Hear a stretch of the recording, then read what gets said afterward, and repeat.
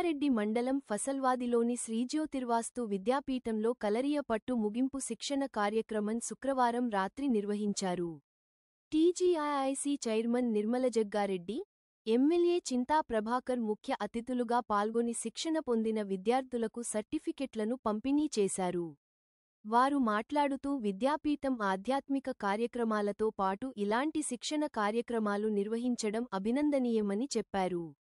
విద్యాపీఠం వ్యవస్థాపకులు బ్రహ్మశ్రీ డాక్టర్ శ్రీమహేశ్వర శర్మ సిద్ధాంతి మాట్లాడుతూ 131 మంది విద్యార్థులకు కలరి పయట్టు శిక్షణ 16 రోజులపాటు నిర్వహించినట్లు చెప్పారు. జూన్ నుంచి మళ్లీ ప్రతి ఆదివారం ఈ శిక్షణ కార్యక్రమం ఉంటుందని పేర్కొన్నారు. కార్యక్రమంలో విద్యాపీఠం సభ్యులు తోపాజి అనంతకిషన్, దారం సంజయ్ కుమార్ మరియు పట్నం మాణిక్యం, కాసాల బుచ్చిరెడ్డి, వెంకటేశ్వర్లు, విద్యార్థులు వారి తల్లిదండ్రులు పాల్గొన్నారు.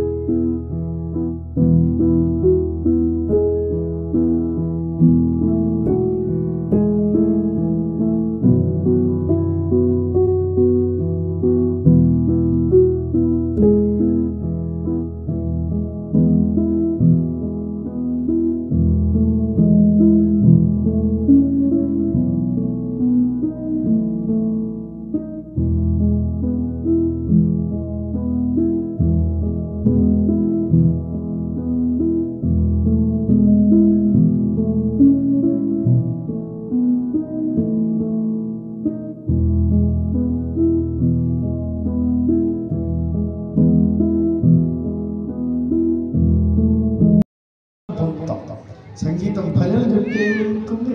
ఆనందం కలుగుతుంది. ఈశ్వరుని యొక్క స్వరూపం అదే ఆనందం.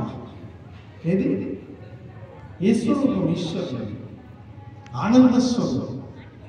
ఆనందంగా ఉండడమే ఈశ్వరుడిని చేరుతుంది. మన మానసిక ఆనందం ఏదో నిరంతరమైనటువంటి బాధను పెట్టుకొని ప్రతి నిత్యం నరకప్రాయమైనటువంటి జీవనాన్ని గడుపుతున్నటువంటి మనకందరికీ కూడా ఈశ్వరత్వాన్ని అందిస్తుంది మన విద్యాపీఠం. ఇక్కడికి వస్తే చాలు ఆనంద పరవశులం అవుతాం. అట్లనే శారీరక మానసిక వికాసం కలిగించడమే విద్యార్థుల్లో ప్రధానంగా ఈ కార్యక్రమాన్ని నిర్మితం చేసింది మన విద్యాపీఠం. 17 రోజులుగా ఇక్కడ నిర్విరామంగా 5 గంటల నుండి 6 గంటల 30 నిమిషాల వరకు ఈ శిక్షణ కార్యక్రమాన్ని ఇవ్వడం జరిగినది. అనేక మంది ఫోన్ చేశారు నాకు. అదేవిధంగా అందులో నంబర్ పెట్టాం 712కు చేశారు. మన విద్యాపీఠం గ్రూప్లో పెట్టడం జరిగింది. కేవలం ఒకటే రోజు మాత్రమే అడ్మిషన్స్ తీసుకున్నాం. మనం 22వ తేదీ రోజు సాయంకాలం 4 గంటలకు అనౌన్స్మెంట్ చేయడం జరిగింది కార్యక్రమం. 23 ఇక్కడ వార్షిక భజన జరిగింది. 24వ తేదీ రోజు సాయంకాలం కార్యక్రమం ప్రారంభమైంది. అంతే ఒకటే రోజు వ్యవధిలో 131 మంది మనకు ఇక్కడ విద్యార్థులు చేరడం జరిగింది. తర్వాత ఒక్కరోజు వచ్చినటువంటి వాళ్ళని కూడా తీసుకోవడం జరిగింది. సమ్మర్ క్యాంప్ కాబట్టి ఎక్కువ శ్రద్ధ విద్యార్థులు పెట్టలేకపోయారు. అదేవిధంగా మున్ముందుకు ఇంకా కృషి చేయాలి విద్యలో అని విద్యాపీఠం ప్రతి ఆదివారం ఎప్పుడైతే సాధనా సంగీత పాఠశాల ఎట్లయితే నడుపుతుందో దీన్ని కూడా ప్రయత్నం చేస్తూ ఉంది. ఈ పుష్కరాలు పూర్తయిన తర్వాత ఆశ్రమం అమ్మవారు వచ్చిన తర్వాత మీటింగ్ ఏర్పాటు చేసి నిత్య చైతన్య కలరి వాళ్ళతోటి సంప్రదించి అవకాశం ఉంటే తప్పకుండా ఈ ఆదివారం ప్రతి ఆదివారం సెలవు రోజు కాబట్టి ఆ రోజు ఈ విద్యను నేర్పించేటువంటి ప్రయత్నం శ్రీ జ్యోతిర్వాస్తు విద్యాపీఠం చేయబోతుంది. అన్నట్టు 5 సంవత్సరాలు పూర్తి చేసి చక్కగా ప్రతి ఒక్కరిలో శారీరక స్వయం రక్షణ, మన ఇతరులలో మనం దాడి చేయమని అర్థం కాదు. ఇంకంతా అట్లా నేర్చుకోవద్దు. ఇతరులు దాడి చేస్తే మన రక్షణ ఎట్లనో నేర్పేటువంటి కళ ఈ మర్మ కళ, అదే యుద్ధ కళ కలరియ పట్టు. ఇది నేర్పినటువంటి నిత్య చైతన్య శివ గారికి ప్రత్యేకమైనటువంటి అభినందనలు తెలియపరుస్తూ ఆశీస్సులను అందజేస్తూ మనం ఏ కార్యక్రమం చేసినా దేంతో సమాప్తి చేస్తాం. మరి సిద్ధార్థ గారు ఏ మాట అంటే అదే ఆచరణకు వస్తుంది. అదే ఇప్పుడు నాకు ఇప్పటికీ అర్థమట్లేదు. మనం కూడా ఎన్నో ఆలోచన చేస్తుంటాం.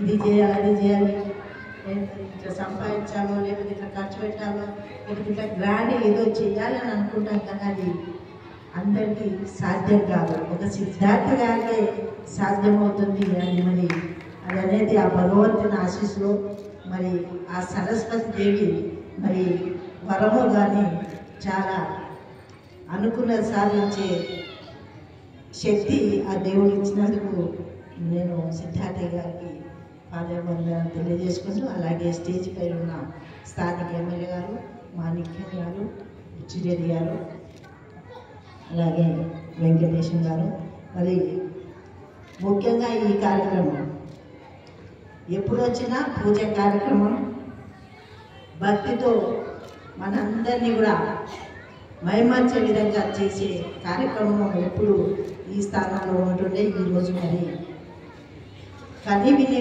ఎరగని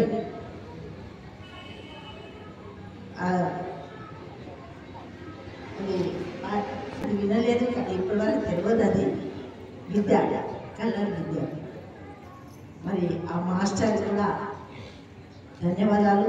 సంగారెడ్డిలో అలాంటి విద్యను తీసుకురావడం అనేది చాలా గొప్ప విషయం. అది మరి ఎట్లా సాధ్యమైందో ఇప్పటి వరకు కూడా ఎక్కడ ఇప్పుడు కబడ్డీ, ఖోఖో, క్రికెట్, మరి మన ఆత్మను రక్షించుకోవడానికి కరాటే, ఇట్లా వాలీబాల్ అన్నీ కూడా చూసినాం. కానీ ఇప్పటి వరకు కూడా మనకు అది ప్రోగ్రామ్ కరెక్ట్గా తెలియదు. కాబట్టి కలర్స్ విద్య అనేది ఇవ్వైందని సిద్ధార్థ గారి పేరు చెప్పింది. ముఖ్యంగా పిల్లలు నేటి బాలలే రేపటి పౌరులు. ఇప్పుడు మన దేశం కూడా యుద్ధంలో ఉన్నది.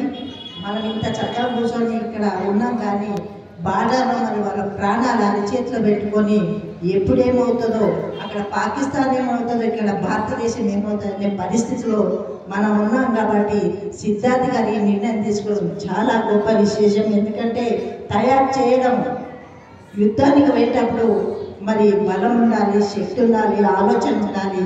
దానికి అనుగుణంగా మలుచుకునే తత్వం ఇప్పటి నుంచే పిల్లలకు బోధిస్తున్నారంటే అది ఎంత అంత అని చెప్పడానికి లేకుండా ఉన్న విద్య.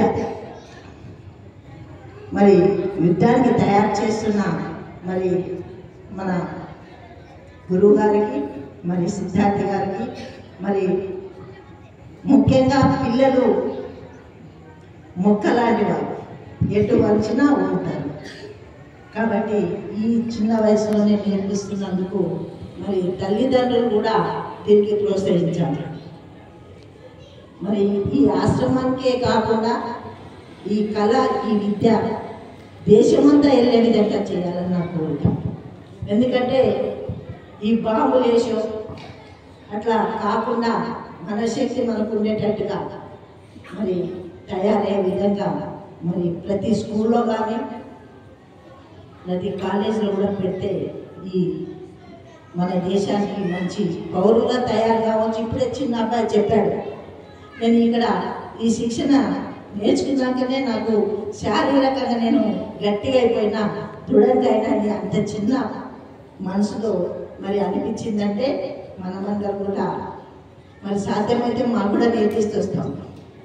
తప్పకుండా ఈ దాంట్లో పాల్గొన్నందుకు నేను అదృష్టంగా భావిస్తూ సెలవు తీసుకుంటున్నాను. జై. మరి విద్యార్థులని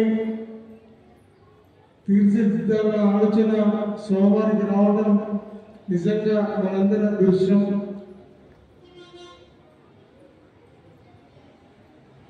ప్రాచీన కళలు అంతరించిపోతున్నటువంటి ఈ తరుణంలో ఇటువంటి కళలు మనం నేర్చుకోవటం అంటే పూర్తిగా అంకితభావంతో మనం నేర్చుకుంటే మనం ఆశించిన ఆశయం సాకారమవుతుంది. విద్యార్థులకి ఒకటే నా మనవి, ఇందాక స్వామీజీ వారు చెప్పినట్టుగా చిన్నపిల్లలు ఒక రకంగా మోసంలో వేస్తే మైనాపతికి ఏ ఆకారం వస్తుందో అటువంటి వయసు ఇది. మరి మీకు ఫోన్ కనుక అలవాటైతే ఫోను ఎంతసేపు మనం తల దించుకొని చూడాల్సి వస్తుంది. ఈరోజు ఉదయం బ్రేక్ఫాస్ట్ నుంచి లంచ్, డిన్నరు అది చూస్తే కానీ మరి చిన్నపిల్లలు తినరు. తినిపించే పరిస్థితి ఆ సెల్ ఫోన్ కలిగిస్తుందంటే మన దురదృష్టం. నాది ఒకటే చెప్పాను, చిన్నపిల్లలకి 10th వరకు ఎట్టి పరిస్థితుల్లో వాళ్ళకి ఫోన్ ఇవ్వకుండా ఉంటే వాళ్ళు ప్రయోజకులు కావటమే కాకుండా తన ఎత్తుకొని బతికే స్థాయి వాళ్ళకి మనమే కల్పించినట్లయితుందని నేను భావిస్తున్నా. ఈరోజు ఆన్లైన్ క్లాసెస్ ఎట్లాగో ఐప్యాడ్లో మనం చూస్తూనే ఉన్నాం, పర్వాలేదు. ఇంకా సెల్ ఫోన్ దేనికో మరి అర్థం కాకపోతే ఈ రోజుల్లో అయితే సెల్ ఫోన్ వాడినటువంటి వాళ్ళు, సెల్ ఫోన్ లేనటువంటి వాళ్ళు అదృష్టవంతులు అని మాత్రం చెప్పక తప్పదు. ఇకపోతే మన భారతదేశానికి ఒక అత్యున్నతమైనటువంటి స్థానం ఉంది ప్రపంచంలోనే. వేదాలు, ఉపనిషత్తులు, మహాగ్రంథాలు ఇవన్నీ కూడా మరి ఎంతోమంది ఆసక్తితో నేర్చుకున్నటువంటి ఈ గ్రంథాలు, ఈ ఉపనిషత్తులు, ఈ వేదాలు మరి మన దగ్గరనే పుట్టడం అనేది మనందరూ కూడా అదృష్టవంతులు. మన నీళ్ళకి పారే ప్రవాహంలో పారే నీటికి మన నీళ్ళకి చాలా విస్తృత ఉంది, చాలా గొప్పతనం ఉంది. మరి ఇంత పుణ్యభూమిలో ఇటువంటి పుణ్యభూమిలో మనం జన్మించడం అంటే మన అదృష్టంగా భావించాలి. మరి స్వామివారు ఏ ఉద్దేశమైన మంచి ఉద్దేశంతో ఇక్కడ చాలా కార్యక్రమాలు నిర్వహించడం జరుగుతూ ఉంది. ఈ ఆశ్రమం ఇక్కడికి రాకముందు కూడా సంగారెడ్డి పట్టణంలో కూడా చాలా కార్యక్రమాలు నిర్వహించినారు. మరి ఈ ఆలయ నిర్మాణం, ఈ ఆశ్రమం పూర్తయితే మరి ప్రపంచ దేశాలకి మన ఖ్యాతిని చాటి చెప్పిన వాళ్ళం అయితే, మరి స్వామివారు మనకు చూపించినటువంటి మార్గంలో వారు రోజువారీ ఆధ్యాత్మిక ప్రవచనాలు కానీ ఆధ్యాత్మిక కార్యక్రమాలు కానీ మరి అనునిత్యం ఇక్కడ జరుగుతూ ఉంటాయి. మరి వాటిని ఆచరిస్తూ మనం ముందుకు పోవాలని చెప్పి అందరినీ కోరుతూ ఈ స్వామివారు చేపట్టే అన్ని కార్యక్రమాలు కూడా నిర్విఘ్నంగా నిరాటంకంగా అని కొనసాగాలని చెప్పి నేను మనస్ఫూర్తిగా ఆశిస్తూ వారికి మరోసారి పాదాభివందనం తెలియజేసుకుంటూ సెలవు తీసుకుంటాను. జై తెలంగాణ. ఎమ్మెల్యే గారు చింతా ప్రభాకర్ అన్న, వారితో పాటు చేసినటువంటి హెచ్రెడ్డి గారు, వెంకటేశ్వర గారు 15 రోజుల పాటు శిక్షణను పిల్లలకు నేర్పించినటువంటి గురువులు మరియు మాసపల్లిలో పాల్గొన్నటువంటి విఠలరెడ్డి గారి వారి దంపతులు, కార్యక్రమంలో పాల్గొంచుకున్నటువంటి విద్యార్థులు, జ్యోతిర్వాస్తు విద్యాపీఠ సభ్యులు, ప్రతి ఒక్కరికి పాత్రికేయ సోదరులందరికీ కూడా నేను కార్యక్రమాన్ని ఉద్దేశించి మనస్ఫూర్తిగా అభినందనలు తెలుపుకుంటూ, స్వామివారు తీసుకునేటటువంటి అనేకమైనటువంటి కార్యక్రమంలో ఈరోజు 15 రోజుల జరుగుతున్నటువంటి ఈ కార్యక్రమం కొత్తది కాదు. గత 2013లోనే ఇటువంటి కార్యక్రమం మొదలుపెట్టడం జరిగిందనే విషయాన్ని స్వామివారు చెప్పినప్పుడు, జ్యోతిర్వాస్తు విద్యాపీఠానికి సంబంధించి ఉన్నటువంటి ముఖ్య ఉద్దేశము క్రమశిక్షణకు మారుపేరైనటువంటి విద్యాపీఠంలో మనిషి జీవన విధానం, నిత్య జీవితంలో మానవుడు ఏ రకంగా బతకాలి, విద్యార్థులు ఏ రకంగా క్రమశిక్షణతో ఉండాలి, తల్లిదండ్రుల పట్ల గురువుల పట్ల ఏ రకంగా మర్యాదపూర్వకంగా ఉండాలనేటటువంటి విషయాన్ని స్వామివారు ఎప్పటికప్పుడు చెప్పుకుంటూ, మరి ఈ ప్రాంతంలో ఇంత గొప్ప ఆశ్రమాన్ని ఏర్పాటు చేసి ఈ ఆశ్రమ అధిదాత్రి అమ్మ సుజనమ్మ గారు, ఆమె మరి స్వామివారి యొక్క ఆశీస్సులతో, అమ్మవారి ఆశీస్సులతో మరి ఇక్కడ మనం కూర్చున్నటువంటి స్థలాన్ని ఆమె డొనేట్ చేయడం జరిగింది. ఆమె ముందుగా పాదాభివందనాలు. ఇంత పెద్ద ఆశ్రమం ప్రపంచంలోనే అత్యంత వైభవపేతంగా శాస్త్రయుక్తంగా నిర్మాణం చేస్తున్నటువంటి సిమెంటు, స్టీలు లేకుండా సైకతము, సున్నము, బెల్లము తదితర పదార్థాలతో మరి మన గురువులు మహేశ్వర సిద్ధార్థ గారు వారి నేతృత్వంలో చాలా మంది ఇక్కడ సభ్యులు చేరి ప్రతి కార్యక్రమం గత కొన్ని సంవత్సరాలు చేస్తున్న విషయం మనందరూ అదృష్టం. ముఖ్యంగా మన ప్రాంతంలో ఇంత పెద్ద ఆలయం ఇప్పటిదాకా పెద్దలు చెప్పినట్టు సిమెంట్ లేకుండా, స్టీల్ లేకుండా చరిత్రాత్మకమైన నిర్మాణం చేపడతా ఉన్నారు. దానికి ముఖ్యంగా ముందుకు వచ్చి మరి వారి జీవితంలో ఆశయం తెలుసుకొని ఈ సనాతన ధర్మం కాపాడాలని లక్ష్యంతో వారు పనిచేస్తూ ఉన్నారో వారికి మన ప్రాంత ప్రజల తరఫున, అందరి తరఫున కూడా మరి మహేశ్వర సిద్ధార్థ గారికి పదవిని తెలియజేస్తూ, మరి కార్యక్రమంలో పాల్గొన్న వాళ్ళు కూడా చాలా మంది స్వచ్ఛందంగా చాలా మంది ఉంటుంటే వాడి పోయినాము. ఇక్కడ వెళ్ళామని చెప్పి చెప్తా ఉంటారు కార్యక్రమాలు చాలా మంది ఖచ్చితంగా పనిచేస్తూ ఉన్నారు. నిజంగా అవసరం ఉంది. మన గురువు గారి ఇప్పటిదాకా అయితే విద్య చెప్తా ఉండో ఒక ఓన్లీ ఎక్సర్సైజ్ బాడీ కోసం కాక మానసికంగా కూడా పనిచేస్తారని చెప్పారు. మనం అంతా కూడా గమనించాల్సిన అవసరం ఉంటుంది. ఇప్పుడు చూసినప్పుడు మన దేశ పరిస్థితి చూస్తే మనకు అర్థమవుతూ ఉన్నాయి.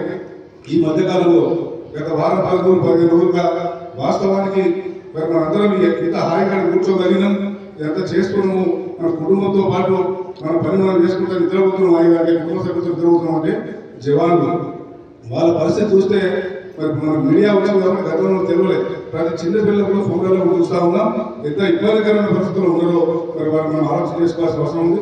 మనందరం కూడా మన సెల్ఫ్ రిఫ్లెక్షన్ కోసం ఖచ్చితంగా మనం కాపాడుకొని పక్క వాళ్ళని కాపాడే విధంగా మనం వద్ద కూడా నేర్చుకోవాల్సిన అవసరం ఉంది. ధర్మాన్ని కూడా కాపాడుకోవాల్సిన ఉంది. ఏది ఏమైనా ఫస్ట్ అల్టిమేట్ గా దేశమే ముఖ్యమైన భావన చెప్తున్నటువంటి సిద్ధాంత్ గారికి అయితే మరి శిరస్సు వంటి నమస్కారం తెలియజేస్తా. తప్పకుండా మన ప్రాంత అదృష్టంగా అందరూ కూడా ఈ కార్యక్రమంలో పాల్గొన్నందుకు ఈ పూర్వజన శక్తిగా భావించాల్సిన అవసరం ఉంది. ఇది మన సకాలంలో పూర్తి చేసుకొని మన ప్రాంత భావితరాలను కూడా ప్రపంచ దేశాలలో మరి ఫస్ట్ ప్రపంచంలోనే ఫస్ట్ మొదటి ఆధ్యాత్మిక కేంద్రంగా విరసిల్లే విధంగా మన ఉమామహేశ్వర స్వామి సిద్ధాంత్ గారితో పాటు ఈ కార్యక్రమంలో పాల్గొన్న కూడా ఆలోచనలు నింపాలని చెప్పి కూడా వేడుకుంటూ మరి ఈ అవకాశం ఇలా పాల్గొనే అవకాశం కల్పించినందుకు సిద్ధార్థ గారికి, సభ్యులందరికీ, ఎమ్మెల్యే గారికి ప్రత్యేకంగా ధన్యవాదాలు తెలుస్తూ జై హింద్, జై భారత్. 3వ శతాబ్దం నుంచి ఇది మనకి ఒక గురుశిష్య పరంపరలో ఈ విద్య అనేది వాళ్ళు చిత్తశుద్ధిగా ఒక ఏజ్ నుంచి ఇంకొక ఏజ్కి విద్య ట్రాన్స్ఫర్ అవుతా మనకి ఇక్కడ మన సిటీ మన హైదరాబాద్కి గురువు గారు చింతన చేసేది తీసుకురావాలి. ఇక్కడ ఏంటంటే ఒక మనిషి మంచి ఉద్దేశంతో చిత్తశుద్ధి ఉంటేనే కేరళ ఎక్కడో ఉన్న విద్య ఇక్కడ రాగలదు. సో 2013లో నేను ఫస్ట్కి ఈ ప్రయాణం మొదలుపెట్టాను. ఇంచుమించు 12 సంవత్సరాలు కలిగి ఒక చిన్న బాధ్యత నిత్య చైతన్య కలిగి మన తెలుగు రాష్ట్రాలకు తీసుకురావడానికి మా గురువుగారి ఆశీస్సులతో, ఇలాంటి పెద్దవారి ఆశీస్సులతో, సపోర్ట్తో మేము ఈ ప్రయత్నం చేసి సో ఇప్పుడైతే ఇక్కడ నేర్పించాలి పిల్లలకి అనగానే ఇక్కడ మేము వస్తాం నేర్పిస్తామని చెప్పి సో మన్నించాలి. నేషనల్ టోర్నమెంట్ ఒకటి కండక్ట్ చేశాను. సో దానివల్ల ముందు రాలేకపోయాను, ఇవాళ వచ్చాను. సో పిల్లల పర్ఫార్మెన్స్ అనేది లాస్ట్ డేస్ చేయించిన దగ్గర ఉంది. సో పిల్లల్ని ప్రత్యేకంగా అప్రిషియేట్ చేయాలి. చాలా హార్డ్ వర్క్ చేస్తున్నారు, మంచిగా చేస్తున్నారు. సో శాస్త్రపరంగా మనకి ఇంకో 5 నుంచి 7 సంవత్సరాలు ఈ ఫైట్ నేర్చుకోవడానికి టైం పడుతుంది. తర్వాత 5 నుంచి 7 సంవత్సరాలు మరణ చికిత్స బాగా మూల సూత్రం ఏంటి ఇందులో అంటే